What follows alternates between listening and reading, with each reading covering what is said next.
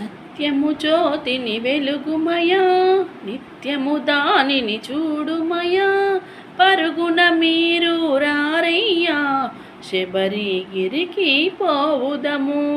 హరిహర మానస సుతుడైన సురల మొరలను లాలించి, ధరణిలో తాను జనించి 14 వసించే.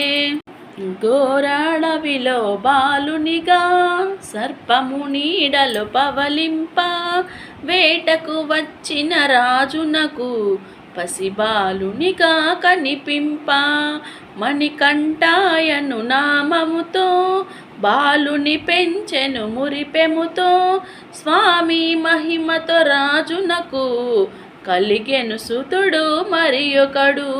గురువాశ్రములో చదివింప, గురుపుత్రుని దీవింప, మాటలు రాని బాలునకు మాటలు రప్పించే మహిమలతో. మాతాపితలను సేవించి మనిషిగా తాను వసించి, ఘోరాడవిలో వెలసెనుగా మనులను ధన్యుల చేయుటకు. అయ్యప్ప అను నామముతో అయ్యప్ప అను నామముతో శిలారూపమున తానున్న జ్యోతి స్వరూప మహిమలతో భక్తుల కోర్కెలు తీర్తునయా. మార్గశిరాన మొదలెట్టి 40 దినముల దీక్షలతో శరణుని భజనలు చేయించు, ఇరుముడి కట్టి పయనించు. భోగికి ముందు చేరాలి, మకర సంక్రాంతిని చూడాలి.